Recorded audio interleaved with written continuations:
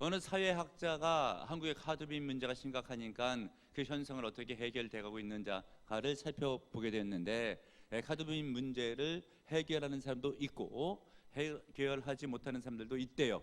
무엇이 다른가를 살펴봤더니 정신 자세가 사뭇 다르더래요.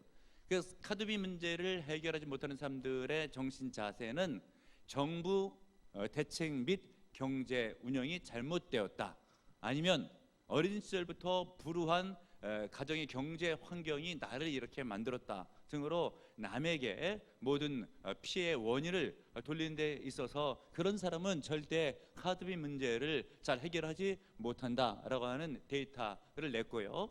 또 한편에 있어서는 이 카드빚 문제가 심각해도 잘 해결하는 사람들의 상태를 보니까 이 모든 것은 내 판단의 실수고 나의 잘못이다 라고 자기 반성이 있는 사람들은 삶을 열심히 개혁해 나가면서 빚 문제를 해결했다라고 하는 통계 자료 연구가 있습니다.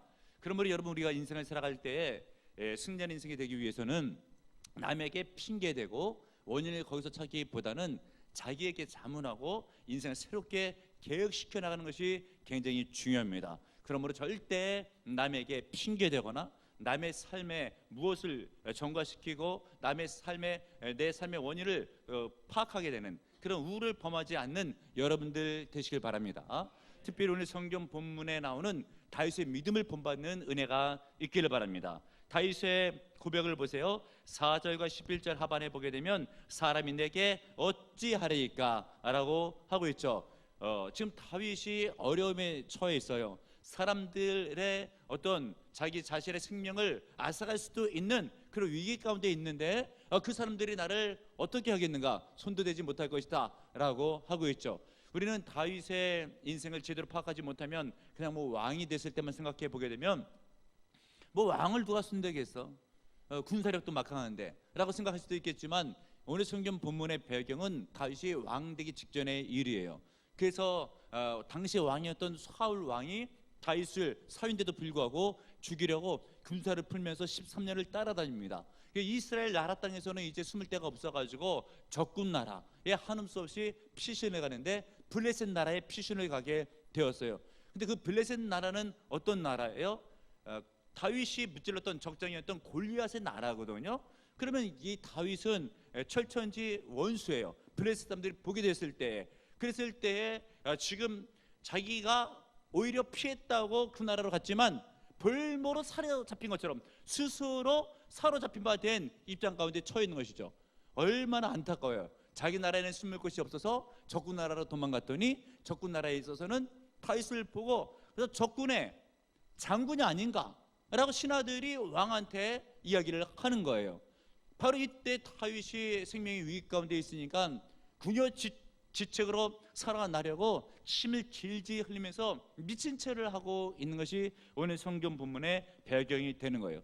그런데도 불구하고 다윗은 그런 상황 가운데서도 이 사람들이 나를 어떻게 할 수 있단 말인가 라고 하면서 전혀 나에게 손대지 못할 것처럼 그렇게 담대한 대단한 믿음을 가지고 있어요. 그런데 다윗의 이런 담대한 신앙이 어떤 상황 가운데서 있는지를 여러분들 설명을 들었지만, 다윗이 고백하고 있는 상황을 다시 한번 점검해 보면 1절을 보시면 하반절에 사람이 나를 삼키려고 종일 치며 압자하나이다. 아마 이 상황 가운데 있으면 숨 막혀 죽거나 심장이 멎어 죽거나 라고 할 정도로 두려움과 위기감이 아주 상당할 겁니다. 그리고 5절에 보게 되면 그들이 종일 내 말을 곡해하며 나를 치는 그들의 모든 생각은 사악이라. 다윗이 좋은 말로 변호를 하려고 해도 뒤집어 쓰여가지고 죽을 거리만 찾고 있다라고 하는 것이죠. 6절에 보게 되면 끊임없이 다윗의 생명을 엿보고 다윗을 죽이려고 하는데 그 종족을 24시간 살피고 있다고 하고 있는 거예요. 그러면서도 다윗의 고백은 그 사람들이 과연 나를 어찌할 수 있단 말인가, 말하자면 손 하나 대지도 못할 것이다 라고 하는 아주 담대한 신앙을 고백하는데, 이런 다윗의 담대한 신앙은 어디서 오는가? 하나님을 의지하는 데서 온다고 믿으시는 여러분들 되시길 바랍니다. 본문에 있는 말씀 3절을 보세요. 내가 두려워하는 날에는 내가 주를 의지하리이다. 아멘 할렐루야. 인생이 두려울 때에 힘들고 위급에 처했을 때에 하나님을 의지하시는 여러분들 되시길 바랍니다.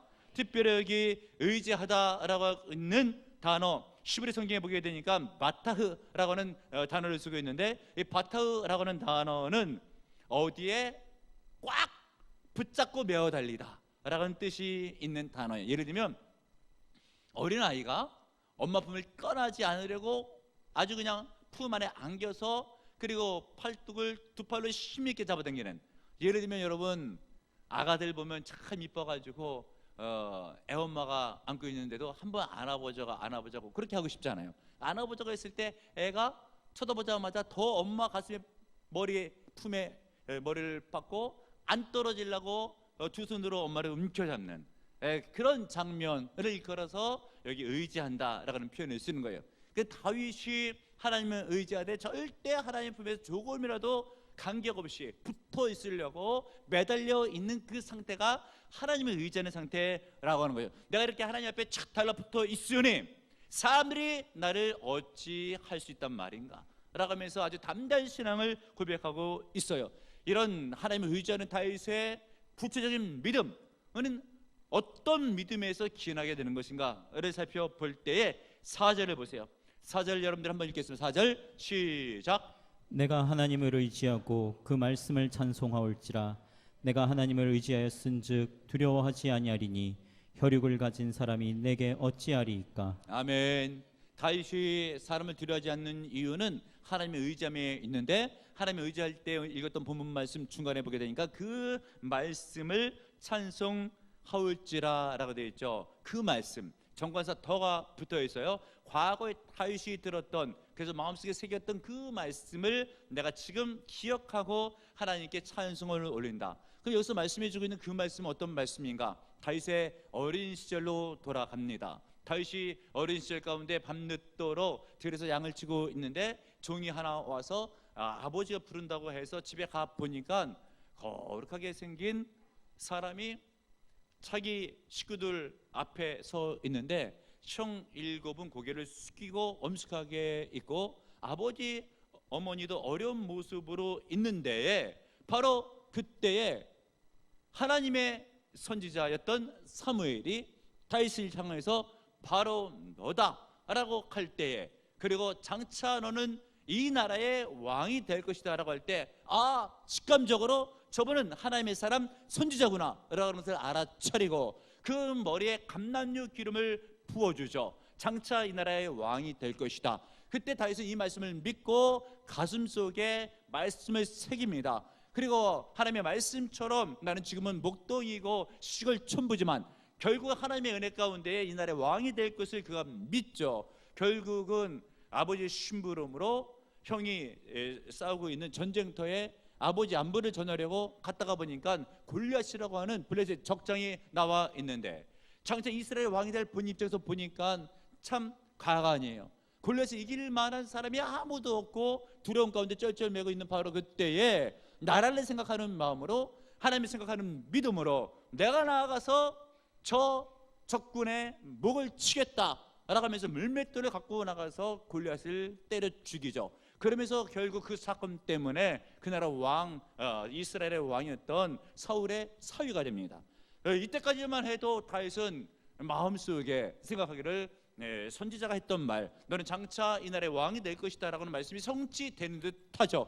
그러나 다윗의 여러 가지 인기가 올라가고 민심이 다 다윗에게로 몰리게 되자 사울 왕이 생각할 때에 이 왕권이 위험하다 라고 하면서 다윗에게 억지로 누명을 씌우면서 군사를 풀어가지고 죽이려고 하죠. 다윗이 억울한 누명을 쓰면서 또 무슨 말을 할 데도 없고 해봤자 들을 사람도 없고, 말하자면 현상금이 붙은 수백 번이 13년을 돌아다니면서 유리방황하는 바로 그때 사울이 죽이려고 하잖아요. 그리고 나서 본인은 도망간 곳이 어디라고요? 결국 13년쯤 될 때 블레셋 쪽으로 도망가게 됐을 때 골리앗을 죽였던 본인인데, 그 블레셋의 장군이었던 골리앗을 죽였을 때 그 신하들이 다윗을 어떻게 생각했겠어요? 근데 보니까 다윗이 눈앞에 있거든요. 왕한테 알리는 거죠. 왕이시여, 지금 여기 있는 이 사람은 다윗이 아니니까 할 때 여러분 다윗 입장에서 가슴이 철커덩 내려앉는 것 같겠죠. 그러면서 나 죽었구나 라고 하는 그런 상황 가운데서 다윗의 대단한 믿음이 과연 이 사람들을 나를 어떻게 할 수 있단 말인가? 왜냐하면 하나님께서 장차 나로 하여금 이스라엘의 왕이 되게 하신다고 했는데 내가 여기서 죽을 수는 없고 죽게 되지는 않겠다. 죽으면 내가 왕이 될 수가 없으니까 상황보다도 말씀을 믿은 거예요. 그렇기 때문에 나에게 그때 말씀을 주셨던 사무엘 선지자의 하나님의 말씀을 내가 지금 기억하게 됐을 때 나는 여기서 죽을 수가 없다 라고 생각하고 나는 반드시 여기서 살아난다. 왜? 나는 왕이 되어야 되기 때문에 라고 하면서 그때 그 받은 말씀을 믿은 거예요. 할렐루야. 믿는 여러분들 되시길 바랍니다. 하나님의 말씀을 심중에 두셔요. 하나님의 말씀을 믿으세요. 말씀 반드시 성취됩니다. 깨닫는 여러분들 되시길 바랍니다. 여기 있는 담임 목사도 그런 믿음은 있었던 것 같아요. 신학을 준비했을 때에 내가 과연 신학교에 제대로 입학이나 할 것인가, 졸업을 할 수 있을 것인가, 목사의 길에 갔을 때 목사로 안수나 받을 수 있을 것인가 라고 하면서 이 신학의 길과 목회자의 길이 저 멀리 보이게 되는, 목회의 성공과 승리는 둘째치고 대비조차 힘들 바로 그때에 하나님으로부터 받은 응답의 말씀, 내가 반드시 너를 크게 들어 쓰리라. 내가 너를 쓰겠다고 하는데 누가 나를 막을 자가 있겠는가? 아직도 그 말씀이 내릴 가운데 분명히 있어요. 힘들고 어려울 때마다 그 말씀을 기억하면서 반드시 하나님께서 쓰시겠구나, 훌륭한 목회자로 사용하시겠구나 라고 하면서 힘든 고민 때마다 말씀을 믿은 거예요. 다윗도 그 말씀을 찬송한다고 하잖아요. 지금은 죽을 것 같은 상황인데 장차 왕이 된다는 그 말씀을 믿는 거예요.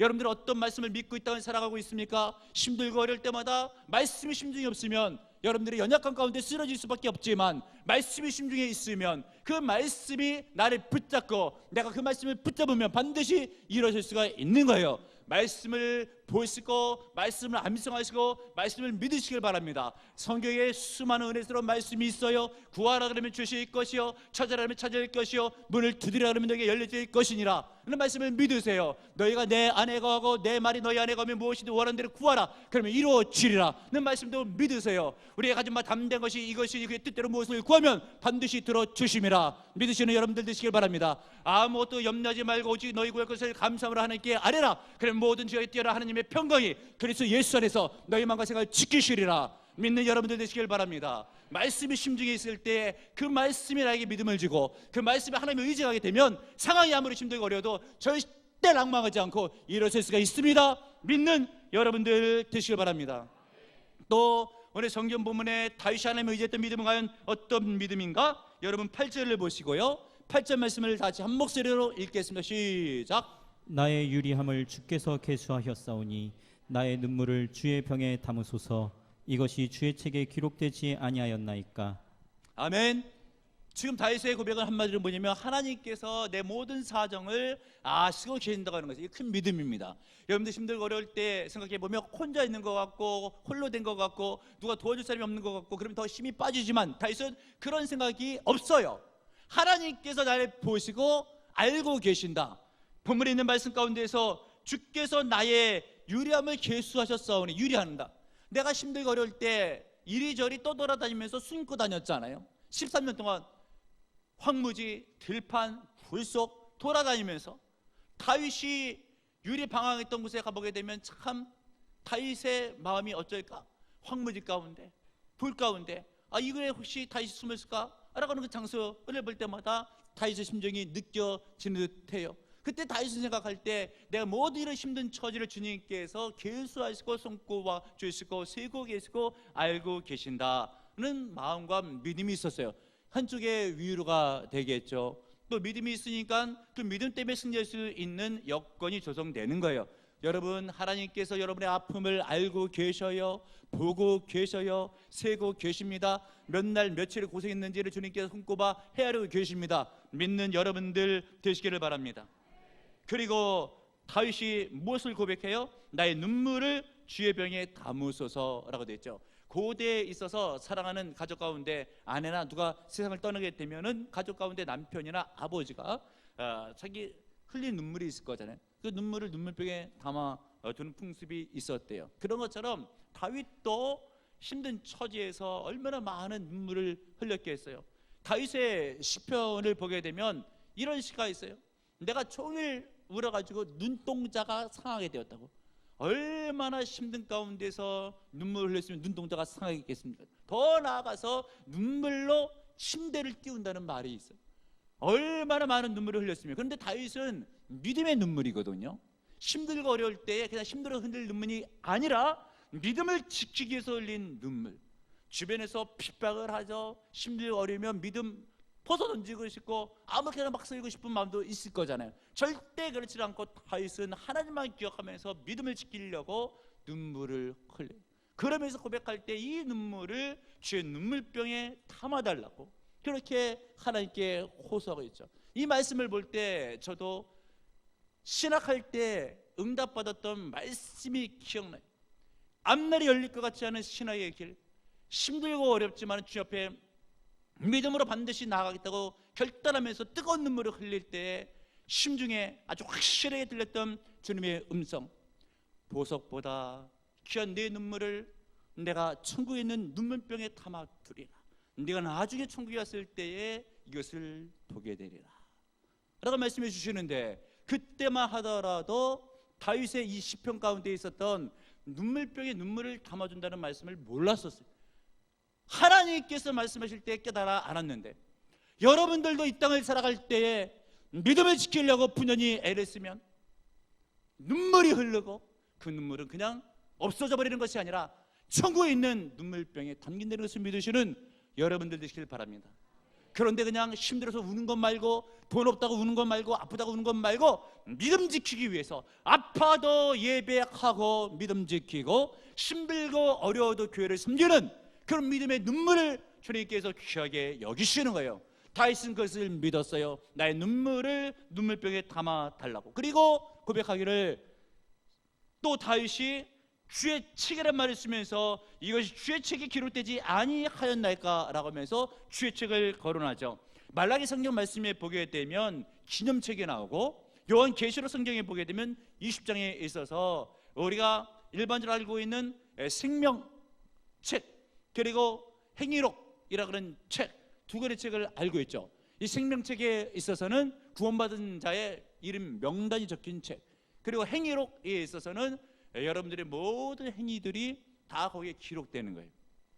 그래서 칼빈은 이야기할 때 믿지 않는 자들은 이 행위록을 볼 때 아마 심판을 기억하고 두렵고 떨리는, 그리고 징계받는, 저주받는 일 때문에 큰 곤란을 겪을 것을 이야기해요. 모든 행위가 낱낱이 다 자신의 행위가 적힌 책이 있으니까. 그러나 믿음의 사람에 있어서 행위록이라고 하는 것은 소망이요 위로다. 믿음을 지키기 위해서 이렇게 저렇게 살았던 기록들이 있어요. 그러나 저는 생각할 때에 혹시 예수 믿는다 할지라도 비믿음적인 요소로 살아간다고 한다면 그거 다 기록될 거 아니에요. 그러므로 여러분, 여러분의 행위가 책에 기록되고 있다는 것을 명심하시고 믿음으로 살아가시고 힘들고 어려울 때에도 분연히 일어서시면서 눈물을 흘리더라도 믿음의 눈물로, 그리고 핍박을 받더라도 예배와 전도로 믿음으로 나아가면 하나님께서 다 기록해 놓았다가 보상해 주시는데 천국의 상급으로, 그리고 계시록 말씀에 보게 되면 친수로 눈물을 닦아 주셔요. 믿는 여러분들 되시길 바랍니다. 다윗이 그것을 믿은 거예요. 그러나 많은 사람들이 힘들고 어려울 때 보게 되면 하나님이 나를 알고 계신다, 보고 계신다라는 생각은 온데간데 없고, 세상에 홀로 처한 것처럼 나를 왜 홀로 두냐고 라고 하면서 불평과 원망이 많이 있지만, 절대 우리 하나님은 여러분을 홀로 두시는 분이 아니십니다. 함께 하시는 분인 것을 믿는 여러분들 되셔요. 그리고 주님께서 여러분의 노고를 아시고 위로해 주시는데, 이 땅에서 여러분들 믿음이 연약해서 그런 믿음이 결여됐다고 한다면 반드시 하나님을 보는 마지막 그날에 있어서는 익히 저절로 알게 되죠. 하나님께서 계시록 21장에 기록한 대로 친수로 눈물을 닦아 주시면서 애썼다고, 수고했다고, 고생했다고, 예비된 천국에서 상급과 함께 영생 복락을 누리라고 할 때가 반드시 오는 것을 믿으시는 여러분들 되시길 바랍니다. 또 오늘 성경 본문을 볼 때에 하나님을 의지했던 다윗의 믿음은 어떤 믿음인가? 13절의 말씀을 보세요. 읽겠습니다. 13절 시작. 주께서 내 생명을 사망에서 건지셨음이라. 주께서 나로 하나님 앞 생명의 빛에 다니게 하시려고 실족하지 아니하게 하지 아니하셨나이까. 아멘. 다윗의 고백에 보면 다윗이 어디에서 다닌대요? 하나님 앞. 그것은 또 어떤 빛이래? 생명의 빛에서. 지금은 죽음의 빛 같대요. 죽을 것 같아요. 사람들이 압제하고 있어요. 그런데 다윗의 고백은 그렇지 않아요. 자기를 죽이려고 하는 사람 앞에 있는데도 불구하고 하나님 앞에 있다고 이야기를 하고, 그리고 죽음 앞에 있는데도 불구하고 생명 빛 앞에 있다고 이야기를 해요. 할렐루야. 코람데오의 믿음이에요. 라틴어로 코람데오. 하나님 앞에서. 다윗은 그런 신앙이 있었던 거예요. 하나님께서 늘 언제나 함께 가신다, 보고 계신다, 알고 계신다. 나는 그 하나님 앞에서 인생을 살아가고 있다. 할렐루야. 믿는 여러분들 되시길 바랍니다. 그렇기 때문에 다윗은 하나님을 생각하고 말씀을 생각해서 10절에 있어서도 내가 그 하나님을 의지하며 그의 말씀을 찬송할지라 라고 고백을 하잖아요. 그리고 11절에 내가 하나님을 의지하였은즉 두려워하지 않겠다고, 사람이 나에게 어찌할 것인가 라고 하고 있잖아요. 늘 언제나 다윗은 하나님을 기억했어요. 하나님께서 알고 계신다, 보고 계신다, 이 자리에 함께 계신다. 여러분들도 그렇게 믿는 은혜가 있길 바랍니다. 하나님께서 알고 계십니다. 하나님께서 보고 계십니다. 하나님께 이 자리에도 함께 계십니다. 믿는 여러분들 되시길 바랍니다. 그것이 성도의 신앙의 쉼이에요. 깨닫는 여러분들 되시길 바랍니다. 미국에서 목회하시는 목사님의 이야기인데, 목사님이 목회 일정이 너무 바쁘다 보니까 주일날 설교 준비를 토요일날 늦게까지 하려고 서재에서 하다가 깜빡 잠이 들었어요. 뭐 준비를 다 마치지 못하고 준비하는 중에 깜빡 잠이 든 거죠. 그러면서 한 꿈을 꾸게 되는데, 이런 꿈을 꾼 거예요.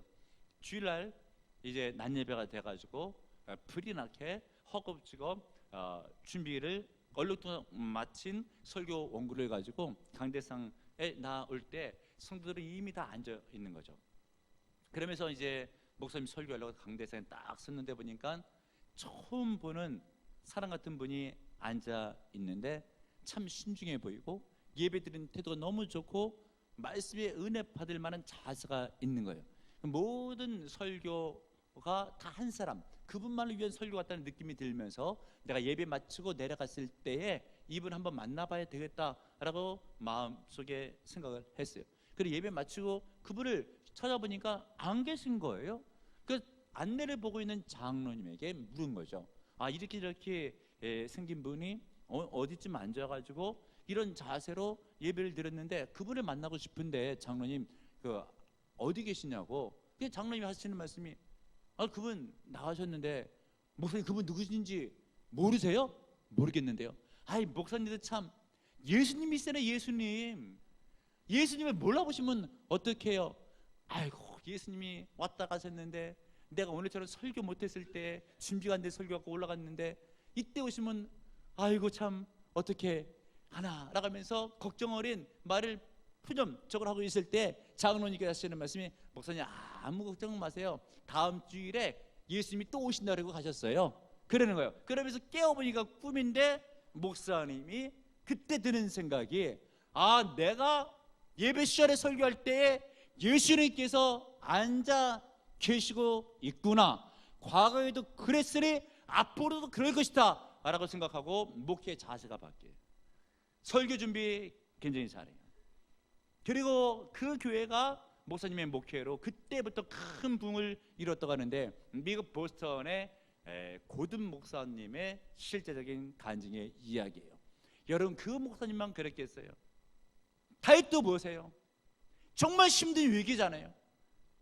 적군의 왕국에 들어가가지고 신하들이 다윗이라고 골리앗을 죽인 자라고 했을 때 나 죽었다라고 하는 그런 상황이잖아요.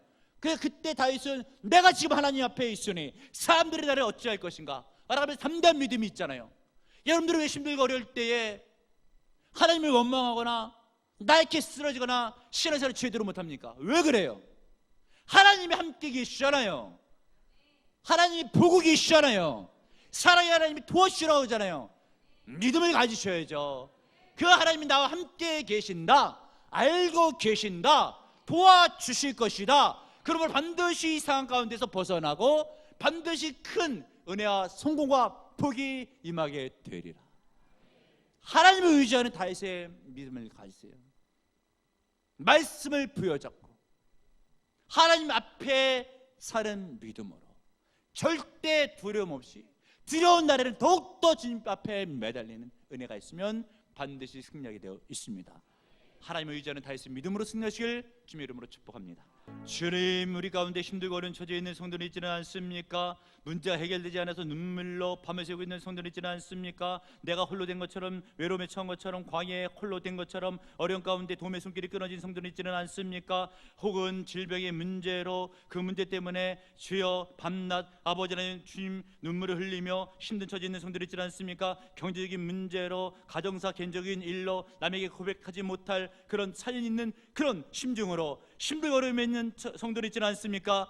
다윗처럼 하나님을 기억하게 하시고 내가 두려운 날에는 하나님을 의지하리라 라고 믿고 고백할 때에 주여 믿음의 역사를 일어나게 하시고 상황 벗어나게 하시고 생명을 건진받게 하시고 기도를 응답받게 될 줄을 믿습니다. 다윗의 하나님을 의지하는 믿음으로 승리하게 도와주옵소서. 주여 질병에서 벗어나게 하시고 문제에서 해결받게 하시고 안달이 열리게 하시고 믿음의 역사는 일어나게 도와주옵소서. 예수님의 이름으로 기도합나이다. 아멘.